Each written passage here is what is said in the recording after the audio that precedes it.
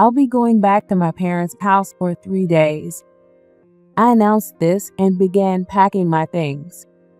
Yes, finally the nuisance is gone. Emily clapped her hands in joy and high-fived Mike. Don't bother coming back. Even when Mike said that, I didn't feel sad. If anything, I felt relieved. Goodbye. We'll never see each other again, but don't think this is the end. What do you think you can even do? Don't worry. All she can do is clean, do laundry, and cook. And don't even think about crying and coming back here. We won't let you in. We'll see who ends up crying. I'm looking forward to it. I'm Laura, a 48-year-old housewife. I've been married to my husband, Mike, who is 4 years older than me, for 18 years. This was my first marriage, but for Mike, it was his second. His daughter, Emily, who was just 2 years old at the time, is turning 20 this year. My parents and sister were worried about how challenging life might be and weren't thrilled about this marriage, but I pushed through, determined that I would be happy. Feeling sorry for Emily, who had to part from her biological mother at such a young age, I poured all my love into her. Emily responded by growing close to me, and we became like real mother and daughter. Those were happy days. I believed that happiness would last forever, but I soon learned just how fragile and easily shattered it could be. Emily, who had been such a sweet child, began distancing herself from me when she reached the upper grades of elementary school. Even at home, she barely spoke to me. She seemed to have fun talking with Mike, so I figured it was just a phase, a typical teenage rebellion where daughters find something off-putting about their moms. At first, I didn't think much of it, but Emily's attitude worsened by the day, and by the time she started middle school, she only spoke to me when she needed something. She ignored almost all of my attempts to talk to her.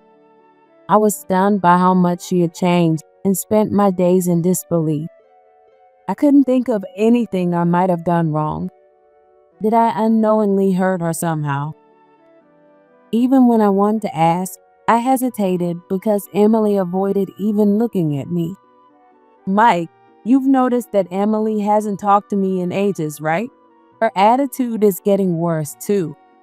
Have you heard anything? Nope. It's probably just a phase. As expected, Mike brushed me off. Well, I hope that's all it is. I can't help wondering if I did something without realizing it. You're not her real mom, so you're bound to notice every little thing. She's just going through a phase. Mike's response always seemed a little off to me. Looking back, I think Mike was selfish and irresponsible. I now believe he just wanted someone to take care of Emily when she was little. What he really needed was a nanny who doubled as a housekeeper.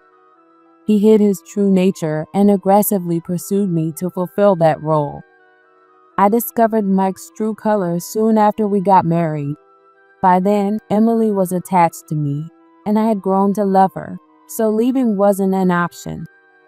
I couldn't bear the thought of Emily losing a mother figure for the second time, so I put up with Mike's selfish and reckless behavior for her sake. It's true that I'm not her biological mother, but I've dedicated my life in my 30s to being a real mother to her. Hearing Mike say that was unbearable. There's no point in talking to him about it, and I can't turn to my parents or sister either. I endured those painful days alone. To Emily, I'm not even a person, let alone a mother.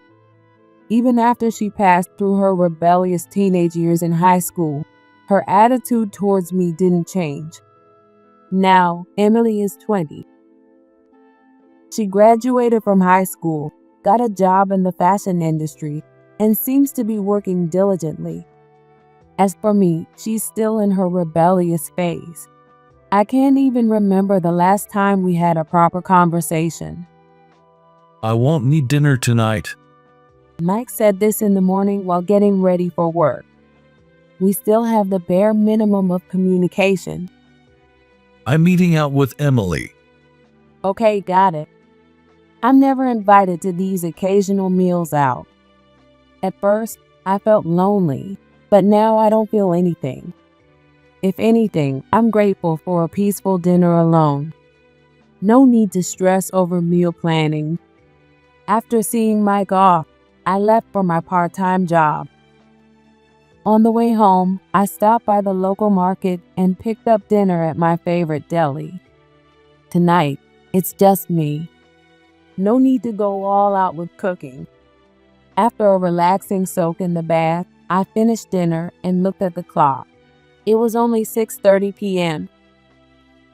Delighted by the rare chance for a quiet evening, I grabbed a novel I hadn't touched in ages and a cup of coffee, then settled on the sofa. When was the last time I spent a night like this? Since getting married, I had been busy with household chores and raising Emily.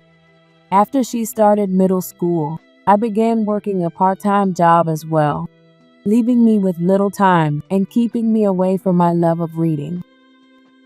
The moment I settled in and comfortably opened the book, my phone rang. It was Mike's father, Richard. This was the first time Richard had ever called me directly. What could this be about? Feeling a sense of unease, I answered the phone. Mary has collapsed. According to Richard, Mike's mother, Mary, had collapsed and was taken to the hospital. He had tried calling Mike but couldn't reach him, so he called me instead. I'll try calling him too. Her condition wasn't serious, and she was stable now, so there didn't seem to be an urgent need to rush, but Richard was probably feeling anxious being alone. Since their home wasn't far, he wanted Mike, as the eldest son, to come over as soon as possible. Imagining how worried Richard must be, I couldn't sit still and immediately called Mike. The phone rang and rang, but when it finally connected, it went straight to voicemail. This is Laura. I heard Mary has collapsed. It doesn't sound serious, but Richard would like you to call him. I left a message for the time being and kept calling afterward. However, Mike didn't pick up at all. I tried calling Emily, who was likely with him just in case, but she didn't answer either. Why aren't they answering? Did they plan this together or something? I couldn't just leave things as they were. Richard's anxious voice kept echoing in my mind. I wanted to ease his worries as soon as possible. I had a good guess about where they might be eating. Grabbing my phone and wallet, I hopped on my bike to look for them. They weren't at the first place I checked, a burger joint, nor were they at the second, a pizza place. The only other option I could think of was the steakhouse. For Emily's birthdays, graduations, and other special occasions, we always went for steak. Would today be a special occasion? I racked my brain but couldn't come up with anything. Still, I decided to head to the steakhouse for now. It wasn't far from the burger joint, one of our favorite steakhouses. I must have been pedaling faster than I realized because, despite it being winter, I was sweating. I parked my bike and peered inside through the steakhouse's large glass windows. There they were. It seemed Emily was returning from the restroom, walking through the restaurant. I walked in, spotted her, and headed toward the table where she sat. What? I couldn't make sense of what I was seeing. Alongside Mike and Emily, there was a woman around my age. What are you doing here? Noticing me, Mike looked a bit flustered and put down his fork. You followed us? Gross. Emily muttered dismissively, continuing to grill her steak. That's not it.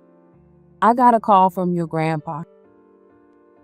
As I explained Richard's call, I found myself oddly pleased to be talking to Emily again, even if only briefly. I was ashamed to feel that way. Try to visit him soon and put his mind at ease. Yeah, got it. Now go home. I hadn't come here because I wanted to. I wanted to leave, but not before understanding what this situation was. Well, who is this? I gestured toward the unfamiliar woman, prompting Mike to introduce her. My mom. Emily was the one who answered. She's my real mom. So yeah, you're in the way. Get out. What? Mike smirked. A moment ago, he was flustered, but now, encouraged by Emily's words, he had clearly decided to brazen it out. The woman didn't even glance at me. She leaned her elbows on the table, staring silently at the wall, one hand holding Mike's. I felt sick. So, this is Mike's ex-wife, the woman who gave birth to Emily. Looking closely, I could see the resemblance to Emily. I had always thought Emily didn't look much like Mike. When did the three of you start meeting? Before Emily started middle school, maybe? She's her real mom, so of course they'd meet. You didn't have to hide it from me. Why would I need to tell you? Would it have changed anything if I did?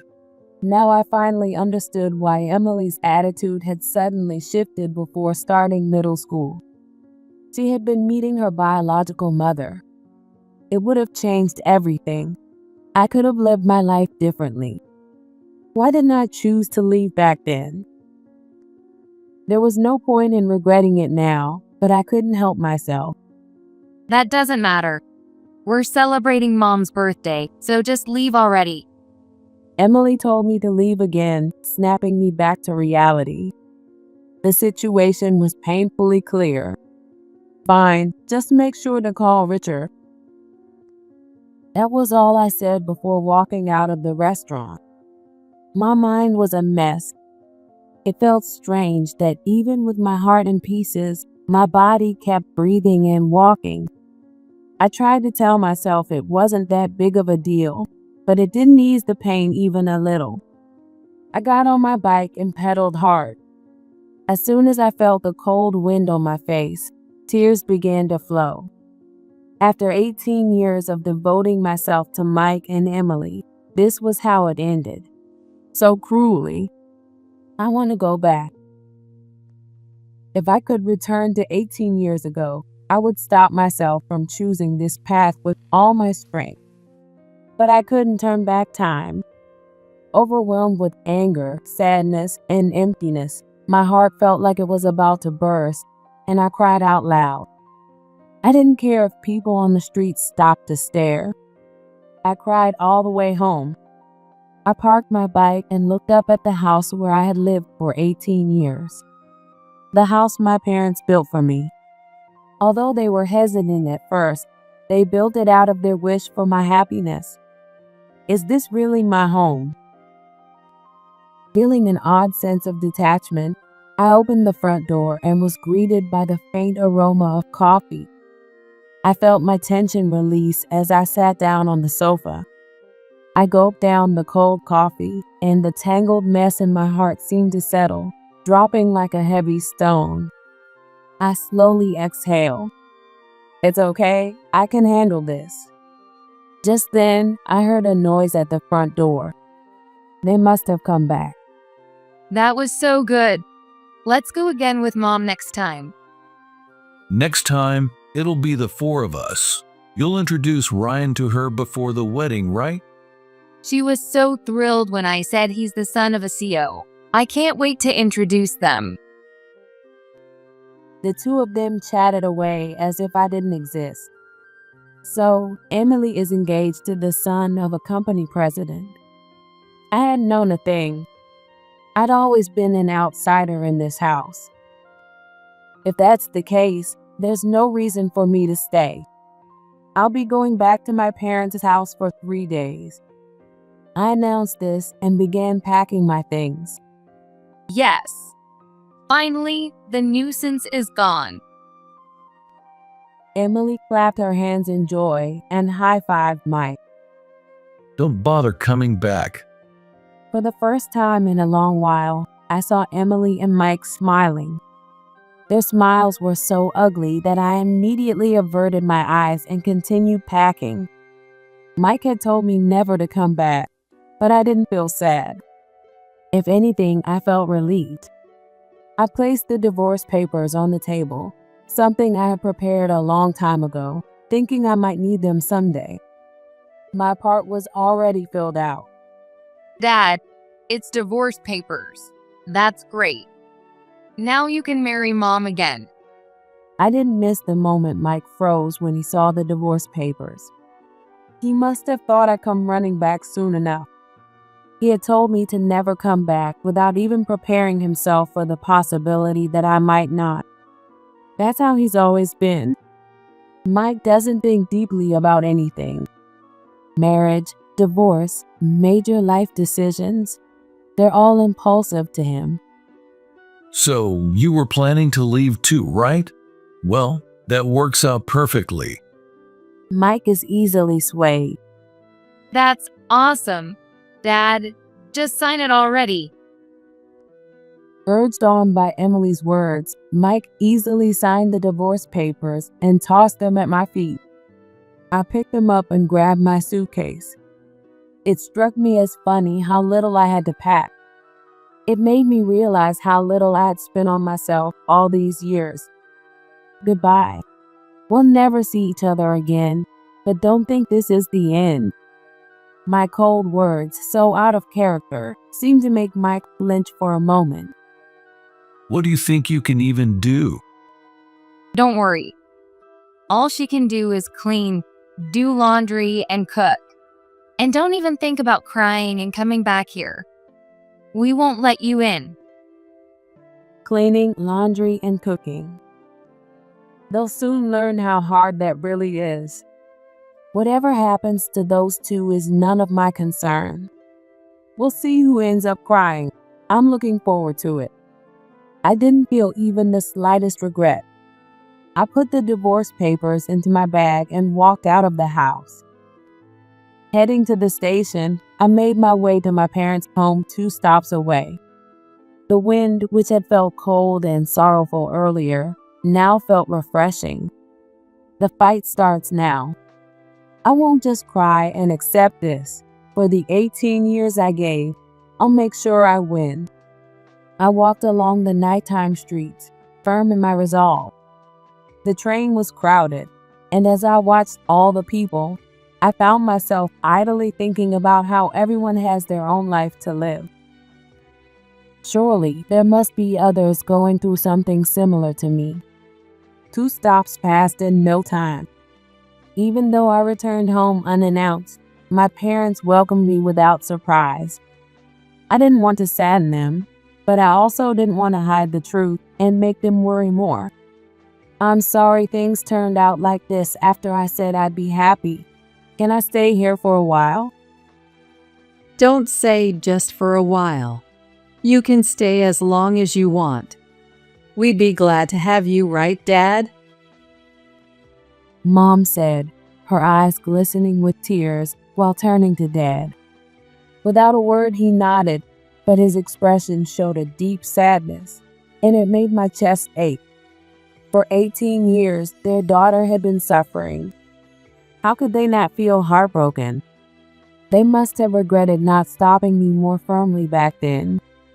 I had caused them pain and regret, but I was glad I had spoken honestly. Surrounded by their kindness, I felt truly at ease for the first time in a long while. That night, I slept soundly for the first time in years. When I woke up and looked at the clock, it was past 8 a.m., and I jumped out of bed in a panic. Although it was my day off from work, I still had a lot to do. It was the morning of my new beginning. After getting ready and leaving my parents' house, I spent the day busy running around to the bank, real estate office, and other places. It was tiring, but dedicating time to myself felt fulfilling. When I returned home exhausted, Mom's dinner was waiting for me. Even after years of being a housewife, I could never match Mom's cooking. I don't do anything special, really. Mom said with a happy smile. Just then, I heard footsteps coming from the front door. I could tell just by the sound. Those bold, determined steps were probably my sister Susan's. When the door opened, it was indeed Susan standing there. I couldn't help but laugh. So, you made it back in one piece. Susan, that's enough. Mom quickly tried to stop her, but Susan didn't care. There was warmth in her bluntness. Yes, I made it back in one piece. I smiled as I replied, and Mom sighed, standing up from her chair. Honestly, you too. Grumbling, she went to make coffee for Susan. Susan, who lives near my parents, is a lawyer. She had been a stay-at-home mom after getting married, but after divorcing her husband over his infidelity, she returned to her career. While working, she single-handedly raised her daughter, who got married 2 years ago. The next year, Susan became a grandmother, and not long after, she remarried unexpectedly. Even now, she's thriving in her career. She is a true powerhouse. You look good.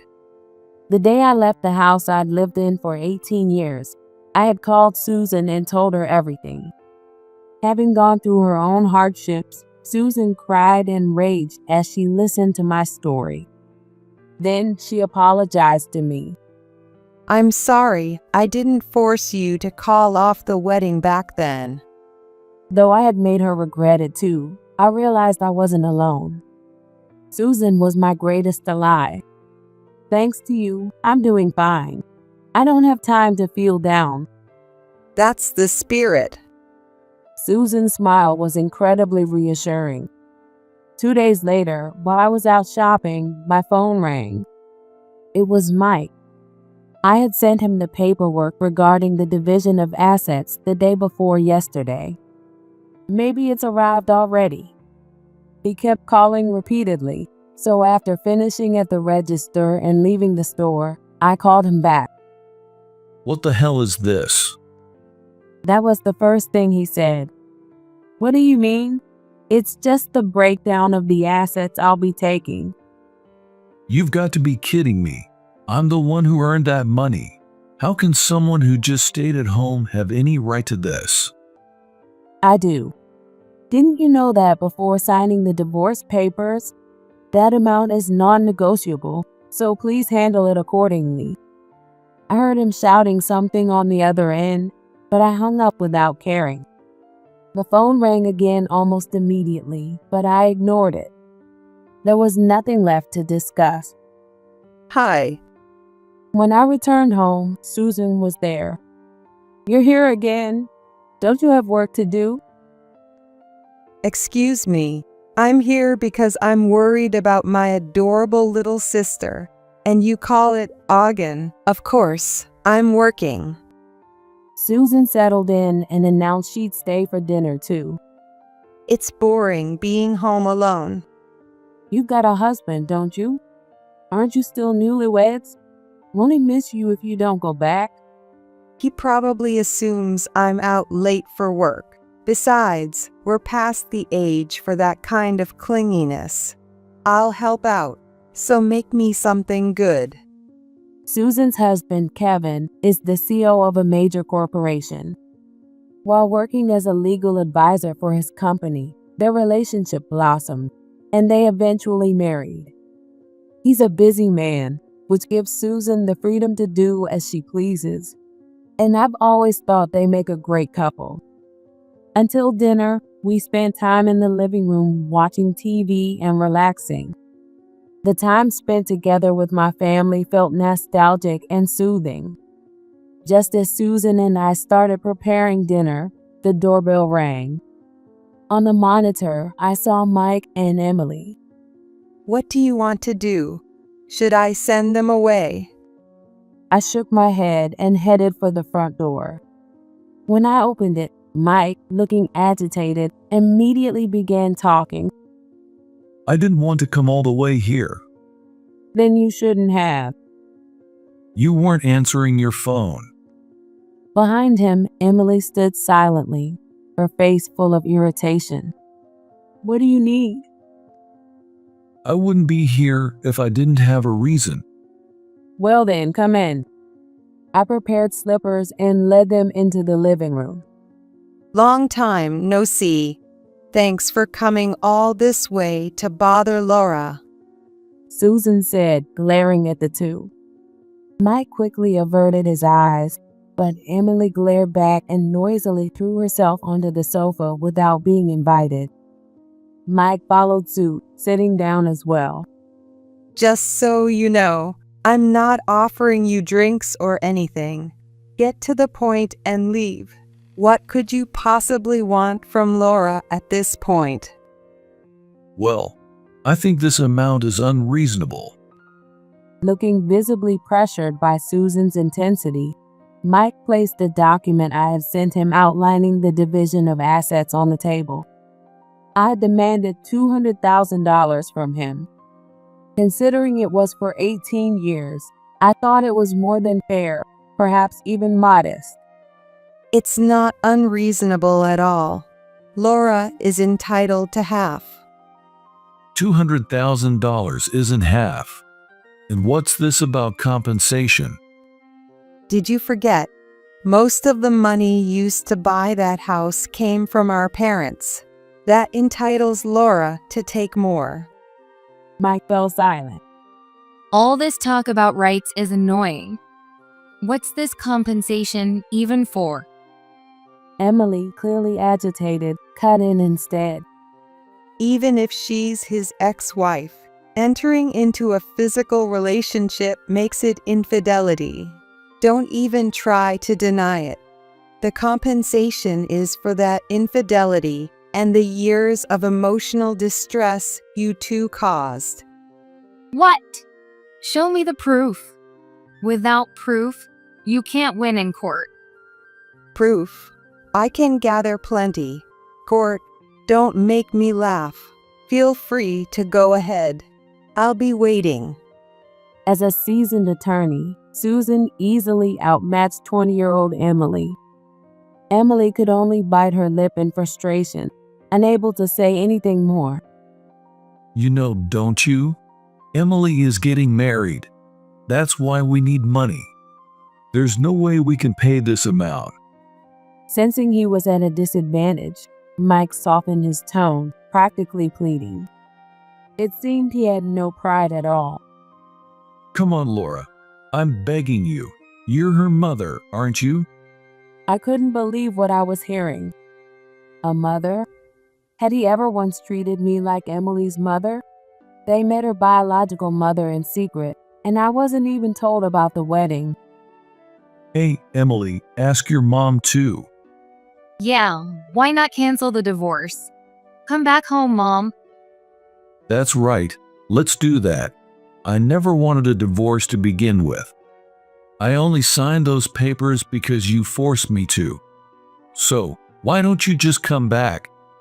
Emily and Mike spoke brightly, as if they had come up with some brilliant idea. Their absurdity made me laugh uncontrollably. Mom, who's that supposed to be? Surely not me. After laughing to my heart's content, I turned to them and said, Get out. You're in the way. Mike and Emily had no choice but to leave silently. A month passed after that. Mike promised to pay the division of assets right after Emily's wedding. That wedding is today. Of course, I wasn't invited. While enjoying a leisurely day off, I got a call from Susan. Laura, you have a pearl necklace, right? Yeah, I do. Can I borrow it? The clasp on mine is broken. I could tell from her tone that she was in a hurry. Want me to bring it over? Please.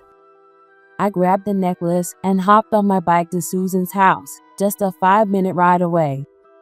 Kevin, who greeted me at the door, was dressed in a suit. It's been a while. Yeah, it has. I gave him a brief greeting, thinking how demanding his role as a CEO must be, even on weekends. Then I was shown in and headed to Susan's room. Thank you. You saved me. Susan, dressed formally, looked stunning. It seemed all she needed now was to put on the necklace. Is it for someone's wedding? Didn't I mention it's my stepson's wedding? What? No, you didn't. How could you drop such big news on me now? I didn't even get to congratulate Kevin. Oops, sorry. Just tell him later for me, okay? I'm not dressed for this, and I didn't bring a gift. Seriously. I remembered that Kevin had a son he had raised alone after losing his wife early on. A son he raised entirely on his own was now getting married. Kevin must have been deeply moved. It felt a bit unfortunate that the wedding happened to fall on the same day as Emily's, but it wasn't related to Kevin. I offered my congratulations and left Susan's house. For me, it was just another typical day off. I spent the morning relaxing and went shopping in the afternoon. Since moving back to my parents' house, I had taken on the role of cooking dinner. What should I make tonight? My repertoire of fish dishes had grown for the sake of my parents. Laura, you won't believe this. While I was preparing dinner, Susan burst in. The wedding must be over already. She's still in her formal dress, so she must have come straight from the venue. What could have happened to make her rush here like this? What's going on? Don't freak out, okay? Ryan's bride was Emily. Ryan? Kevin's son? Yes, that Ryan. And his bride was Emily. Ryan. Now that I think about it, I might have heard that name when they were talking about the wedding at the steakhouse. Was Emily standing next to Ryan, dressed as a bride? She was. At first, I thought it was just a coincidence, but then I saw Mike there, and I was sure of it. The fact that Emily's groom was Susan's stepson felt like a cruel twist of fate. Susan, didn't you meet her before the wedding? Kevin did, but I kind of held back. Kevin said she seemed like a cheerful, good kid, but she really played her cards right, didn't she, anyway? Susan said she had debated whether to tell Kevin about Emily. She couldn't imagine Emily making anyone happy. Letting Ryan walk into a life of misery felt wrong, but ruining the wedding would drag so many people into the fallout. After much deliberation, Susan made her decision. When she told Kevin, he immediately got up and took Ryan outside the venue. After a long time, Kevin returned alone. Ryan wasn't with him. Kevin approached the MC, took the microphone, and announced that the wedding was being called off and the ceremony canceled. Emily's face turned pale in an instant. Why? Her voice echoed through the now silent venue. Susan strode confidently into the room. You know why, don't you? It seemed that Emily noticed Susan for the first time at that moment. What? Why are you here? What do you want? Emily must have thought Susan had come to ruin the wedding out of revenge for me. Given the outcome, that reaction wasn't entirely wrong. I'm Kevin's wife. No way. It seems unbelievable, but it's true. I came to celebrate until I realized you were Ryan's bride. Emily, her face turning pale, began to understand the situation little by little. You said something to them, didn't you? Yes, I did. How could I stand by and let someone I care about marry into a relationship that will only bring misery? No one enjoys ruining a wedding. For Susan, it was a painful decision. For Kevin and Ryan, it must have been an even harder one. I can make him happy. Stop assuming things. Do you have any idea how cruel you were to Laura, who gave you so much love despite not being related by blood? She's the one who left on her own. Think about why she left. A daughter who ignored her, a husband meeting his ex-wife in secret. That's the family Laura devoted herself to for years. And you told her she was in the way? Susan's words stirred murmurs throughout the venue. Make him happy? You can't. Someone like you doesn't have it in you to make anyone happy. With that cutting remark, Susan turned away, leaving Emily to burst into tears and cling to Mike's ex-wife. Mom, say something. That woman, she's Laura's sister. She came here to destroy my wedding. Help me. Caught off guard by Emily's sudden plea for help, Mike's ex-wife looked confused as Susan directed a sharp, intimidating glare at her. I'm Laura's sister, and it seems you've played a role in her life. You know, I could file a claim for damages against you. If you don't want that, I suggest you leave now. Panicked, Mike's ex-wife fled the venue, clearly wanting no part of the situation. In the end, that was the extent of her loyalty. Mike stood there, flustered and completely at a loss. You told Laura to wait for the payment until the wedding was over, didn't you? Well, it's over now, so pay up. By tomorrow at the latest. By tomorrow? That's impossible. Stop making excuses and get it together. Otherwise, I'll get serious about this. Okay, I understand.